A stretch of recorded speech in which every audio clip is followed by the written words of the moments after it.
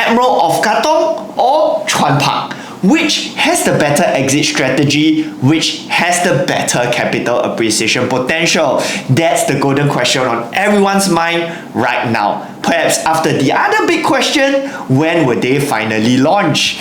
In the midst of the hype between these two mega launches, are we potentially missing out on a fundamentally sound project? In this video, we've compiled all the data surrounding these developments and put them into our comprehensive back-tested exit strategy framework to see which one of them has the better exit strategy. And if you watch to the end of this video, I'll share with you my top 3 picks and also my strategy on how I'll approach these 3 projects should I be purchasing a unit for myself. Hi, if you're new to the channel, I'm Elvin and I'm a real estate buff who's obsessed with all things real estate, especially data and human psychology. I've been fortunate enough to marry that passion with my work as a realtor, allowing me to achieve my dream of owning a landed property and a conservation shop house by the age of 36 together with my wife Elizabeth. And hopefully by sharing our knowledge through this channel, someone out there can achieve their real estate dreams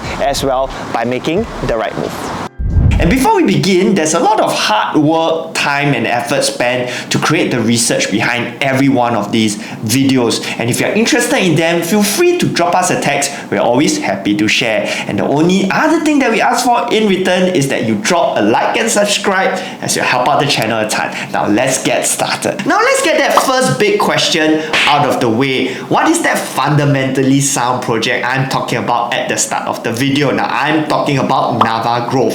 And upon the shooting of this video, as of today, is the only one with a confirmed launch date. So for those of you who follow us, you know how much of a fan I am of the Mount Sinai area. I've shared my thoughts in my video about Pine Tree Hill way before all that hype came in. I'm going to put the link for that video somewhere around here and in the description. And before we dive into the data and research, for the benefit of those of you who are joining us for the first time, you'll be curious to find out how to utilize this exit strategy framework and perhaps why we choose to use certain data points, right? You could check out this video and I'm going to put it somewhere in this video and also in the description. So let me start off first with why this framework was created. So exit strategy is this big fluffy word with no real definition other than the fact that can you visualize who you're going to sell to in the future?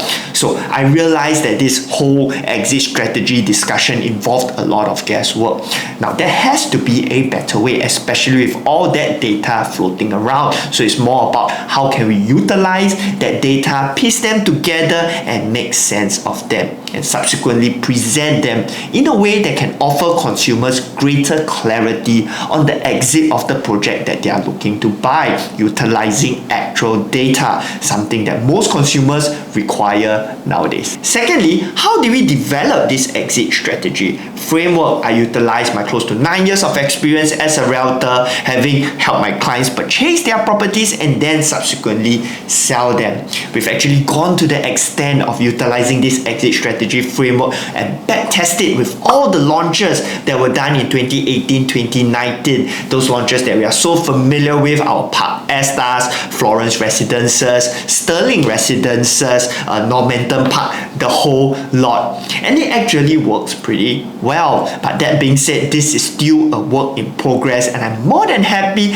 to hear feedback, have your feedback on how we can make it better. So feel free to put that down into the comments below. So we've already done the exit strategy breakdown for EOK and for Chuan Park. I'm going to put the link for those videos somewhere here and also in the description so that we don't repeat ourselves for all the things that we have mentioned over there. Nava Grove, on the other hand, I have not yet had the time to do an in-depth video on that, so we're going to go through those data points over here. So the main purpose of this video is to compare among the 3 launches that's upcoming, what's the pros and cons between the 3 of them, and how do you kind of make sense of all this scoring. So for Nava Grove, since I haven't had time to shoot that video, if you'd like to hear my thoughts about that particular area and the kind of investment thesis I adopt to analyze the area, you could check out my Pine Tree Hill video. Let's finally get started. Okay, so this is the exit strategy framework comparing 1 bidders, 2 bidders, 3 bidders, 4 bidders, all the way up to the 5 bidders. Again, for the benefit of those of you who are joining us for the first time, okay? Over here we have the price. So this is perhaps the one row that we don't quite have information yet, yeah? And of course, without which then we can't have the actual price. So those will be highlighted in yellow. What we do have is the sizes. All these are already information that has been released. But out of the three, right, Nava is the one that has sort of the guide price already released.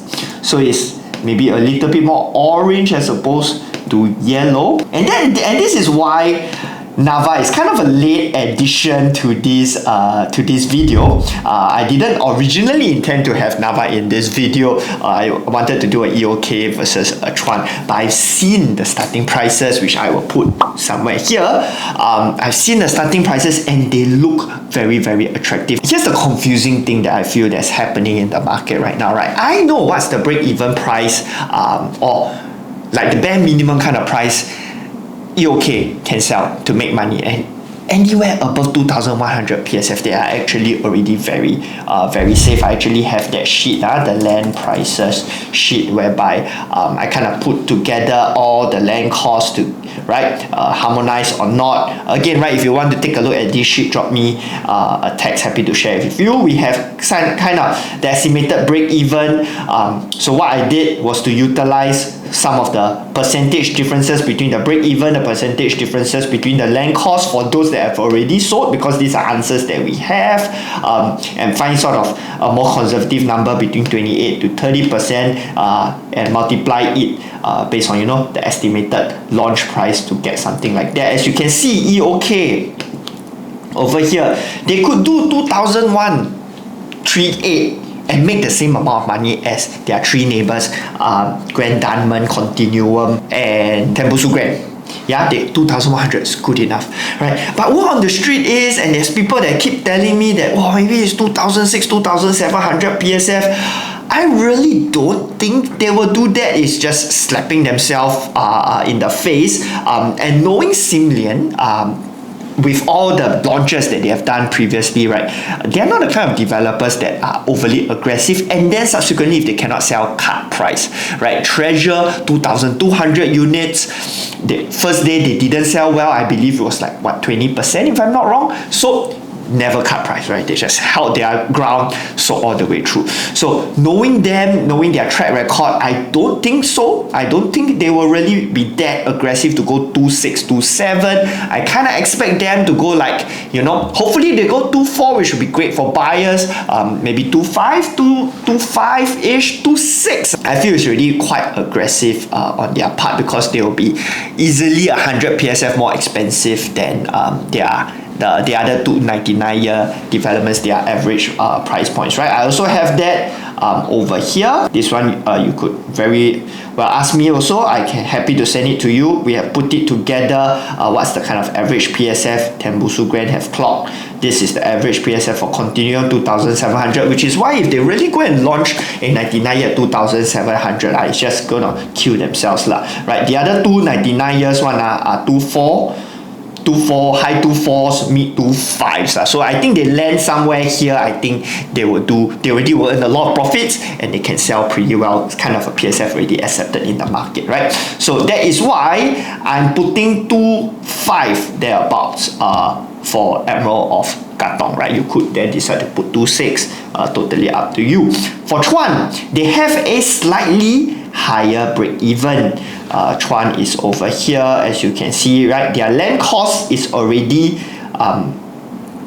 their land cost is not too much of a difference, but on edge prop they put their break even to be quite a fair bit higher, because on block they need to spend more money to tear down the building. So based on my rough calculations, if I want to do it this way, about 2,000 plus they can launch, because I mark it over to the original land cost but if you mark it up from this edge prop, break even, right? Let's just take 28% from here, for example, equals to this one times 1.28. Then we see it to be very high, right? If I utilize 28%, but let's say I utilize something like 10% in between here, then we see about 2,400. Okay, so which is why I'm also going to put in about 2,500. And we have this running, I have this running wager with my associates, right, on who actually thinks will come up with a higher PSF. Logically, you would think Emerald of Katong, because it's RCR versus Chuan Park, there is a OCR, but then Chuan Park is nearer to the MRT and whatnot. So it's actually a pretty 50-50 split amongst the agents who thinks has a higher PSF. So, but for the sake of this consideration, we're going to put in the same PSF. But Nava, because they have already released their rough prices, I do believe they may end up on average launch day slightly lower than Chuan Emerald of Katong. I may be wrong, but let's see. Okay, so let's get started, right?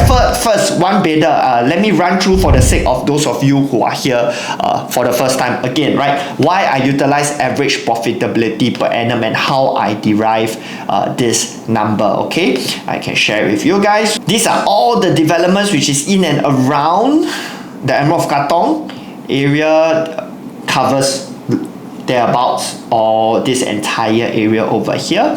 I've put up all the condos, all the one bidders available. In the last 12 months, the transactions, right, all the average transactions, I have the PSF, number of transactions, and then average profitability and average annualized profits, right? I like to use average annualized profits because it equalizes depending on the size, it equalizes depending on the holding period and whatnot, right? So I utilize average profitability per annum. And what is the proxy? The proxy that I'm trying to find, right? I use this data point as a proxy for demand. Why? Because at the end of the day, if an area has high enough demand, naturally the profitability is high. I give you an example. Traditionally, underperforming areas like District 1, right? All owners will come out and hope to gain, to profit a lot of money, right? As high profits as possible. But when they can't sell, they naturally adjust their price down, eating into their profits. So if you really want to visualize exit strategy, you utilize profitability as a function of demand. Got demand, then can sell faster, naturally they yield their profits. They will higher profits. Take longer to sell, have to cut price, that's why profits become lower. Simple as that. Yeah. Current units for sale. How do we get this? 168. What we do, this whole area over here, we use Property Guru. We change it to one bidder, and that's the number that we get. Already now changed to 164. Change that up to 164. So that's the number over here. Total supply, it's total number of one bidders built, including the development that we are analyzing, EOK. Okay, so that's a total number of all the one bidders built in all the developments around the area. The only thing that we have not yet factored, right, number in terms of current units for sale, it's the new launch supply that will be coming in, those when they TOP. How do you affect the number? Which is comes back to how do you utilize this particular framework. It functions as a basis of comparison, right? Standalone, the kind of percentages, it gives you kind of a guide, right, based on our back test. Plus minus about 100 is not bad. Yeah, if you go overly high, 300 plus, not so good. Okay, which is why the scoring for EOK one bidders is not the best. Okay, it's not the best on this note, right? Not terribly profitable, and the supply is slightly on the high side. The saving grace over here, it's the entry price comparing to the to its neighbors. Okay, so this score, exit score, is the score trying to merge together demand and supply, right? Giving you a score. Lower the better. The lower the better. Next up, we compare the average surrounding quantums with the average surrounding PSF. So you see, when you get negative over here, means it's lower than the highest achieved quantum for one bidders. Wow, 1.74 million for one bidder in District 15. Where is that? We can go and take a look, and I believe it's over here at Mayor Blue. for a freehold one.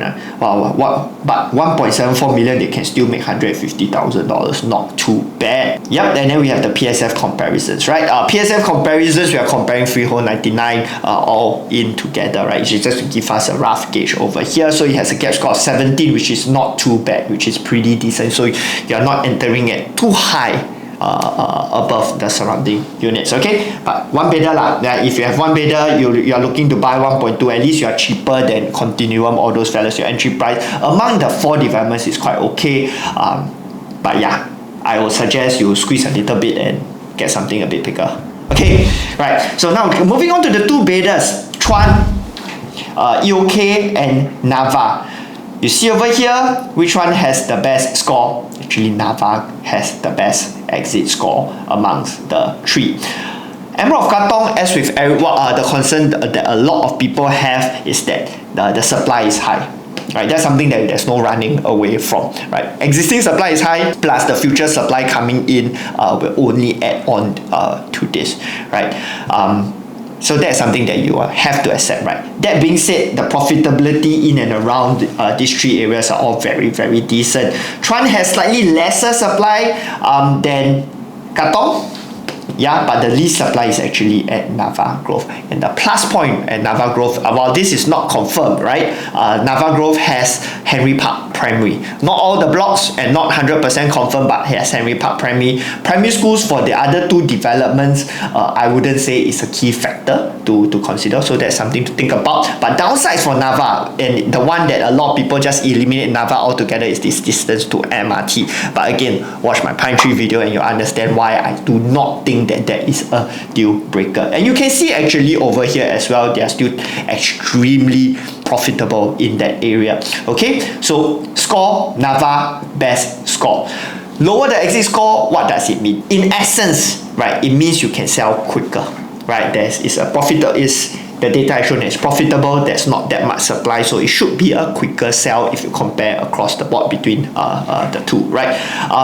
I would have liked this to be closer to 100%, right? But this is slightly higher. But based on the backtest results, at 149%, is still pretty okay. Right? It's not going to be a deal breaker for me. But where EOK will win would be in terms of gap score. So now there's no perfect one, right? And I think this is the challenge that a lot of people are facing, especially if they look at how we do our exit strategy framework.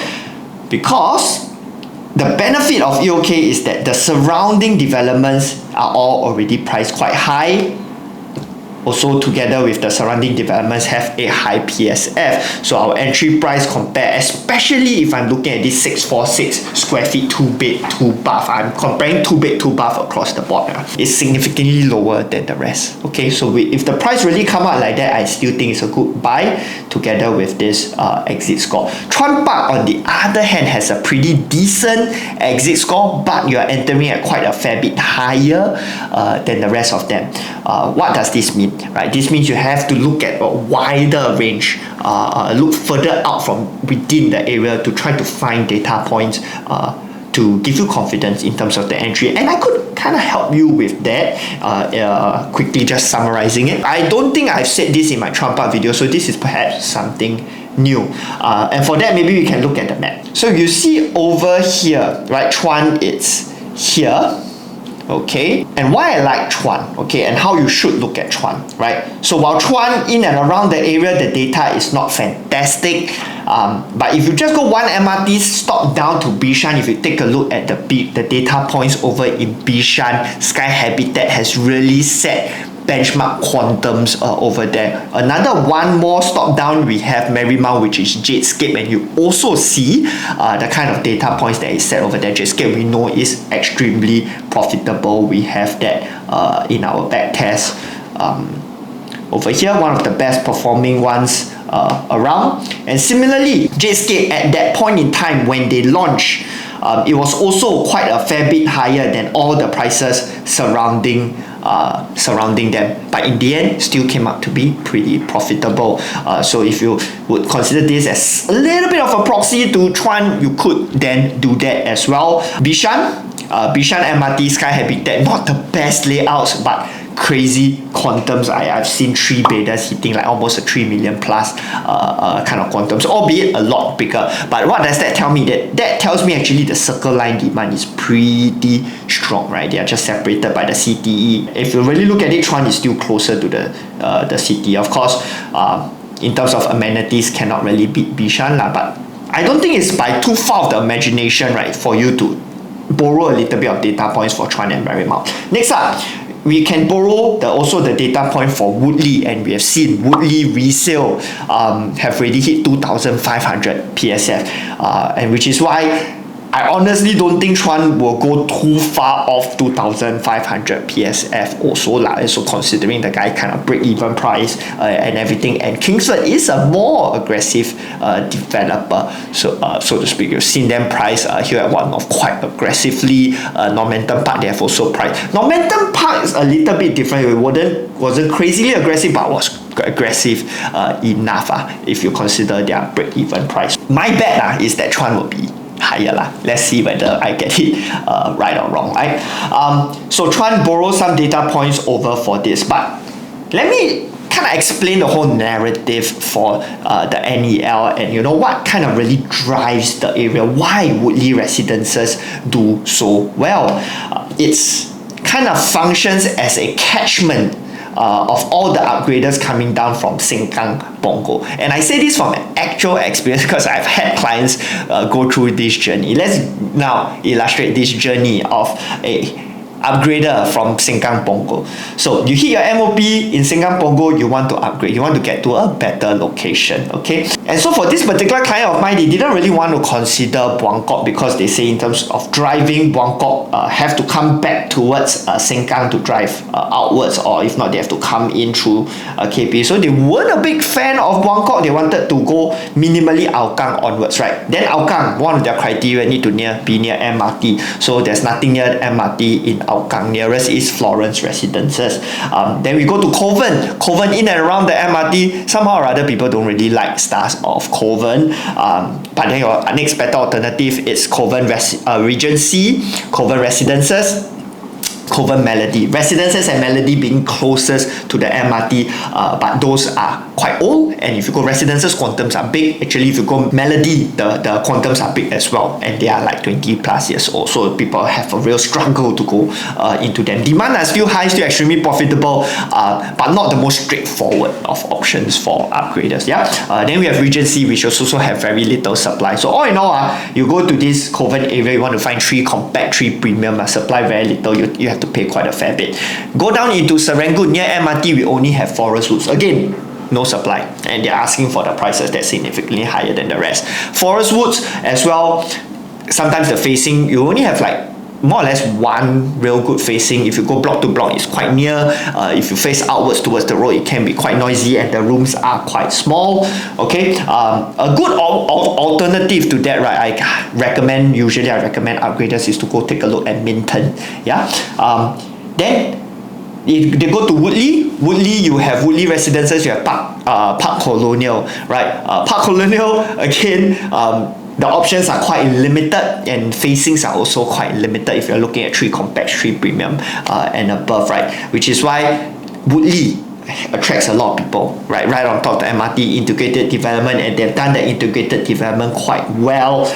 I see the demand there being very, very strong right now, also being boosted by all the MOP from the Bidadari, the first batch of MOP from Bidadari, and I think this will add sort of a turbocharge into that area, right? Already benefiting from all the upgraders down from the top, right? So you see the traveling down on here. My upgrader eventually they bought a unit over at the Woodley area because it seems like there's a lot. It's quite a nice area for people. Yeah. They also explored Bartley, Chuan. Actually, they wanted the Lorong Chuan area, but the newest 99 Scala, you're not going to find 3, very hard to find 3 beta or 3 compact or 3 premium supply over there. What you look at the 904 square feet tends to be the 2+ study. So now this is the sort of the narrative over in this whole area. Then once you cross, you know this side the demand is very strong.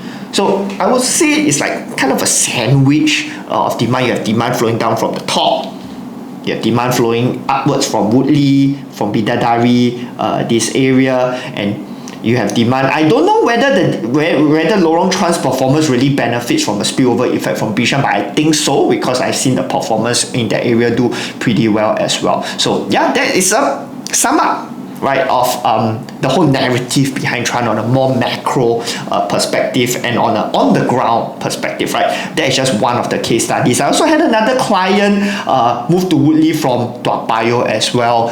Gives them the similar kind of vibes. Actually something a little bit newer, also near to the MRT, right? I must admit that Woodley's performance have caught me by surprise. Their entry price was like 2,000 plus. PSF today can hit 2,500 plus PSF, and I think the demand is still very, very strong in that area, and Chuan, I believe, will experience a spillover from that area, right? I think one of the complaints for the Woodley area is the traffic, so hopefully Chuan's traffic not as bad. Okay, so now if you're asking me, two-bedder, which one will I pick? If I'm going for a two-bedder, actually I may pick EOK and Nava perhaps more than Chuan. Okay, because I think this quantum in and around, while the PSF is okay, I think this quantum for two-bedder in that area maybe little bit iffy for the exit. So given a choice, I would pick actually EOK or Nava for two-bedders. Right, now moving on, three-bedders. Okay, same three compact, comparing across the board. One thing you notice is Nava's three compact is quite a fair bit bigger. They have a 947 one. Not a fan of that, because while quantums are low, like very, very attractive quantums, no natural ventilation for the kitchen and for the toilet. Had it been in another area, I would be okay, but the Nava Mount Sinai area quite an atas area, and because it's already far from the MRT, you don't want to have to jump across too many hoops upon the exit. So I would pick the 990 layout, no issues from there. The 904, 914 layouts for EOK and Chuan both are quite okay, right? Taking a look at the score. Now this is where Nava's score will lose out. We go down this way, right? Rank 1, rank 2, rank 3 in terms of their exit score. Looking at them, so now this is where it gets quite interesting, right? EOK, despite having 4,500 supply over there, we still have a pretty decent score for the exit, less than 100, which is good, right? Because of the profitability, right? So this is where you need to look past the just this big number over here, right? Is the average profitability good or no good? If it's good, it means the demand can absorb the supply. Okay, if it's no good, that means the demand cannot absorb the supply. So on this one, Chuan scores the best. Okay, just due to the sheer lack of supply in the area Now in terms of gap, again EOK you'll see will win in terms of the gap score, right? Because the surrounding ones, all the old supply over there, much more expensive, right? Nava also has a negative gap score, again also benefiting from the fact that the supply in and around the area is a little bit older and a lot bigger, right? And some of them are freehold as well. Chuan don't have that kind of luxury. Okay, yes, their supply is older, but somehow or other their older supply is not very, very big in size, and also there's not a lot of transactions in their old freehold supply to really give the kind of data points needed to boost up the score. So while I look over here, this gap 93%, I think is something I can accept, and for a very good gaps, very good exit score. So in terms of three bedders, Chuan does pretty well as well.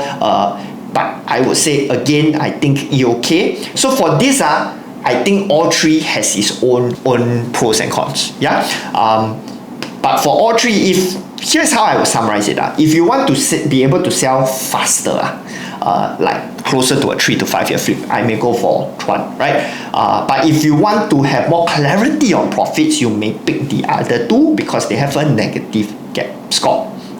Now moving on, Chuan Park, EOK and Nava Grove 4-bedder. So now in terms of the 4-bedder score, right?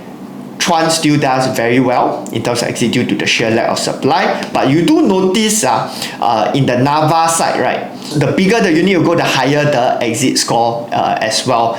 You do see profitability trickling down a little bit, and you see supply somehow or rather coming up a lot more, because a lot of the supply in that area you built in the years of the past, they tend to build quite big. Average profitability also, while you compare across like that, it looks quite okay, right? But why the score comes so low? The supply quite high, and I think the supply over there kena sabo by Pine Grove. Pine Grove a lot of listing, but it's the old 99-year supply, which will it come in to direct compete with you?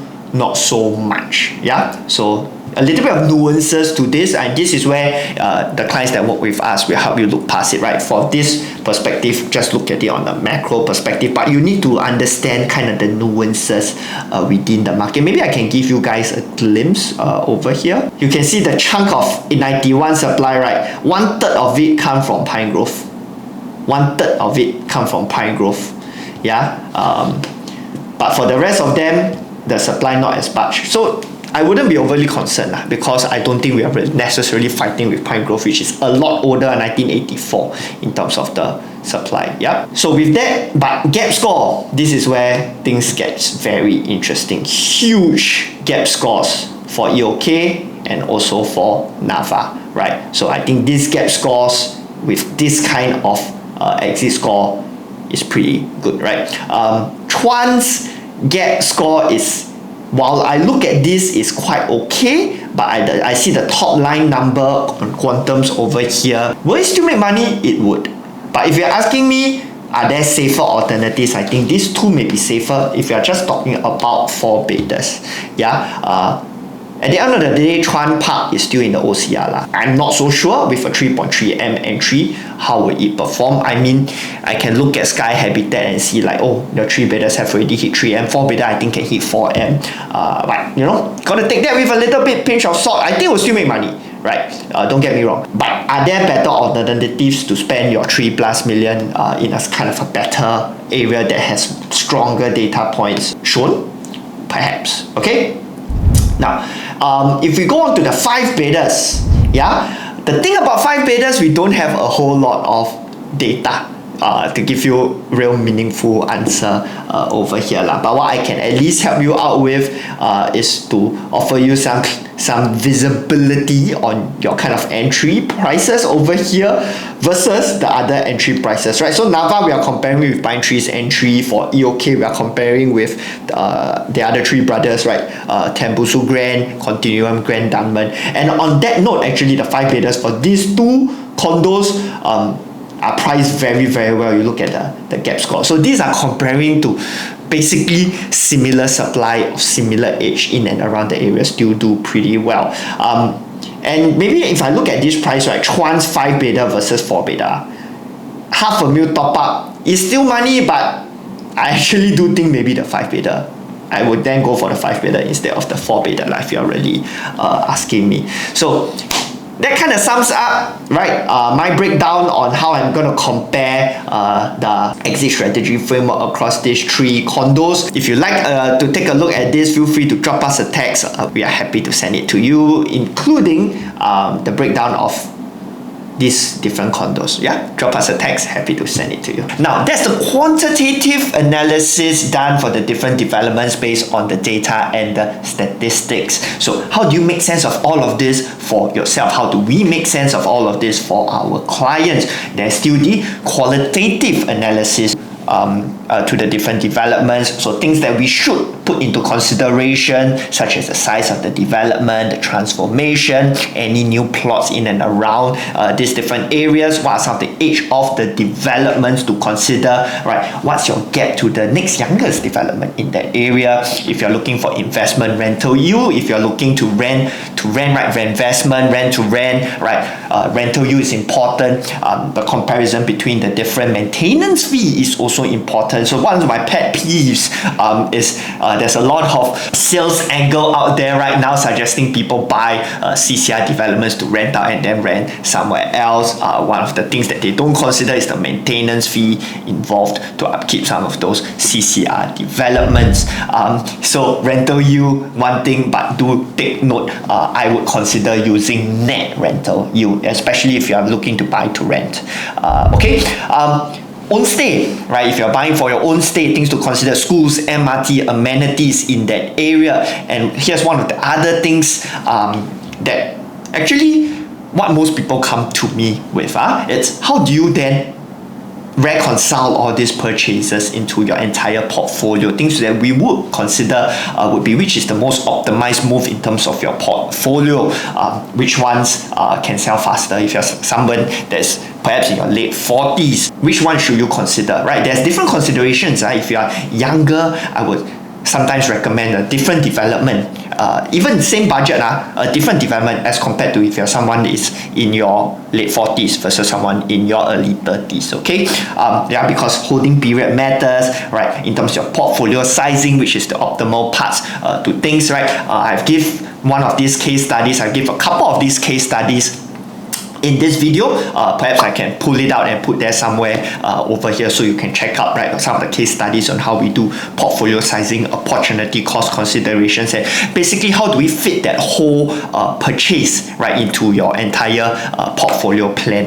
Okay, exit timing, things like that. Okay, now this other one fits in probably towards more towards the actual launch day. Once we narrow down to the actual project, right? Competitor analysis, comparing between the different layouts, layout analysis. Competitor analysis is comparing the layout that you're looking to buy versus the competitor layouts in and around the area. Give you an example: Chuan Park's 2-beta, how does that compare to Scala's 2+ study that's over 904 square feet? Which one has a better exit angle? What's the pros and cons of each of those layouts? Okay, because once you go into the resale market, people will look at the resale layouts as well. So you also need to understand that, right? Within the development, which layouts is better? Okay, I don't talk about that much in this video. Number one, because everyone else is doing that thing, right? I can give you a little bit more of a deeper insight on that. But honestly, layout within the development itself, not much difference. And everybody's gonna say basically the same thing: natural ventilation, size of the bedrooms, all those kind of things. Stack selection and PSF gap within the development. This is where it's probably a little bit requires a little bit more experience. Okay, at which juncture? Of course, everybody will want to buy the best stack, right? Let's say inward facing, for example. But at which sweet spot price point should you then maybe jump up to the outward one? Or if you're an investor, maybe you want to buy the outward one because it's cheaper, but at which sweet spot price point should you jump into the more perhaps lower floor inward premium facing? This is something that for sizes of developments like Chuan Park and EOK, those can easily be like 100k differential, right? For Nava Grove, this kind of development that is very high and different blocks and very high, up to 28 levels if I'm not wrong, and then we clear the first 6 levels. Buying in low, and you can mark to the highest price point. There's some lock-in profits there for you to consider. So if you find all of this a little overwhelming, don't worry, feel free to drop us a text. We're happy to run through it with you. Else, if you want to take a look at all that research, again, drop us a text. Happy to share as well. Now, as promised, what are my top 3 picks among these 3 projects? Budget aside and solely from an investment perspective, because I wouldn't know what's your own stay requirements and whatnot. So purely on an investment perspective, utilizing our gap scores and our exit scores, right? So my number 1 is still the EOK 4+ study, because of the sheer gap of price point between itself versus the other 3 developments over here, the other 2 developments over here, Nava and Chuan Park, and also versus the other 3 developments, Contrarian, Grand Diamond, and Tembusu Grand, right? But do be prepared to sort of hold that for slightly longer to overcome the amount of supply in that area. Probably looking to rent out for a short while, or you must be prepared, right, to leave it empty for a while, so you don't stretch your budgets to the max, and then once that repayment kick in, you'll be forced to sell. You won't really be maximizing your profits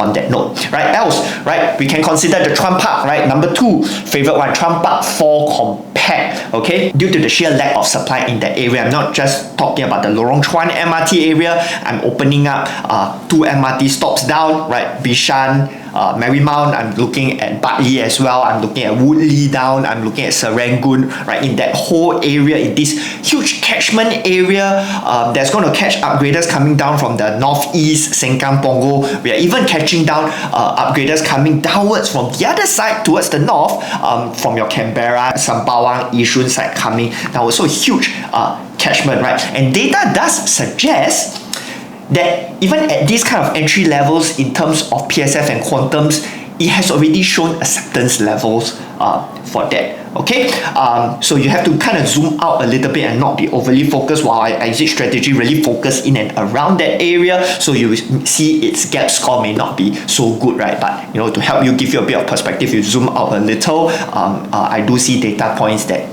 can support that kind of entry prices, even at your 2,500 PSF up to 2,600 PSF. 2,007 is where it get maybe a bit iffy. Okay, so that is my second choice. Third choice, for those of you with a slightly lower budget, I'm talking about maybe 1.6 up to 2 M's, right? EOK 2-bed 2-bath will be my pick for that. Why? In a way, I really do feel EOK will be sort of like a baby Park Esta. I see how Park Esta's organic growth has been in terms of their price movement, what really generated those good profits for the people in Park.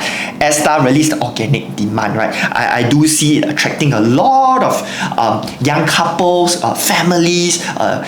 Originally, right, Park Esta, why it do so well is that people will go and look in the District 15 area. Okay, they cannot really find anything, then they come down to the Eunos side. Before Park Esta was there, nobody really would want to go to Eunos one, right? But Park Esta over there, right, people have came to really like that area. Last time people complain Park Esta like malls lah, all those things. So quite similarly to EOK, right now people complain about distance to MRT lah, all those kind of things, which I think next time will be okay, right? It's good location in District 15. It's really in an area that people generally will want to stay at. Tanjong Katong Road, Joo Chiat, it will attract a lot of young couples coming in. I do have a fair number of clients looking to purchase that EOK area, and they are like in their early 30s, work in the CBD, enjoy this kind of lifestyle. So I do expect organic demand to be pretty strong over there. Entering in, and let's say the 2-bed 2-bath 1.6, 1.7, we've already seen data points of this kind of quantums being accepted over the entire island. So this kind of data points, this kind of quantum entry, I think is pretty much a no-brainer. So if you're looking at budgets less than 2 mil, that would be my top pick. Now, with all that data and analysis done, we've only answered half of the equation. The other half of the equation is price. And as with all these launches, that information will only be made available to you on launch day, designed to amp up the pressure, amp up the FOMO. So how should you react with such a short reaction time and with so many options available? So this is how I will approach it should I be purchasing a unit for myself. Number one, do the homework. Things like check out all the surrounding competition. Maybe even take a look at some of the resale units nearby. If, for example, Emerald of Katong, you will want to check out the other 3 developments to understand the quality of the finishes, the layouts, which units have already been sold, kind of understand the demand within those developments, right? I've put that together inside my District 15 slides, District 15 sheet, right? If you like that, drop me a text, happy to send that to you. Do your homework beforehand. All those things that you can do beforehand, do beforehand, right? So then subsequently, number 2, list down which stacks you are going for. I have number 1, the sure go for stacks, the sure go for units, right? 1002, 1102, 1202. Have that list all the way down in a sheet. Next column, price. Price you don't know. So on the actual day, once it's released, you can fill it in. And then for your gauge, right, you need to have a range. Between this range to this range, sure buy, 100% buy, right? If it bursts that range, okay, then you can probably take a step out into the thinking box. Think, okay, is it worth the while or not? That's how we will guide our clients. So you have the sure buy one. Then you have the standby stacks, right, which is maybe second option. Then once you go into the standby stacks, right, you'll be probably sitting and waiting out in the thinking box, right? You don't necessarily have to buy when you reach your turn, okay? If it's out of your sure buy list, you can always step into the thinking box, because once it goes into your standby list or standby price, right, what that means, if we have done our homework beforehand, it's okay. I'm comfortable not to buy today. I can monitor the different, wait for the prices to come out, or wait for the launch, and wait for the ballot numbers for the subsequent launches, right? So having a plan like that kind of takes the ballot number guesswork out of the whole thing, right? I would suggest to all my clients, if you are open to consider all three developments, to place your checks for all the three. See your ballot number how, right? But then if your ballot number is good, doesn't mean you straight away buy also, right? You still need to have that sure buy list and the standby list, a range of prices that you're happy to take. So all this homework to do beforehand, try to get it done beforehand. Then number two, right, have a very clear walk away, right? Walk away plan. So if I were to walk away, I don't buy today, what's my plan next? Assuming, right, my ballot number no good for the next one. You shouldn't assume that your next ballot number is good, right? I'm gonna assume how I got my clients and how I got myself, all my ballot number 3. If all my ballot number 3, what's my plan moving forward, right? First one, ballot number not so good. Okay, the next one, this is still the same plan, right? I could still do my homework, confirm buy stacks and standby stack. Price ranges, right? The one burst, okay, go to the next one. Out of these 3, really, all 3. Next one, what's our expectation for launches moving forward? Shall we go and look at some of the other launches moving forward? Are there any resale that we could consider, right? The more clarity you have with regards to, should I walk away? What will I do? Should I walk away? What will I do, right? It reduces the chances of FOMO setting in, right? You're not forced, you're not stressed during the day itself. My whole plan, all that homework done, is to reduce the amount of stress on launch day, and that's our job for our clients. It's very, very objective, right? This is what we have planned out. Within this range, good to go, right? We've done all the homework. We know this is a very fair entry price. Good get score, good exit score. This is a good entry price. Thank you so much for sticking with us to the end of this video. If you have benefited and you appreciate the hard work that we put in to create videos like that, please don't forget to like and subscribe, as you help out the channel a ton. And if you can resonate with our data-driven, systematic approach to property portfolio planning, property purchases, please reach out to us. We'll be happy to help you out.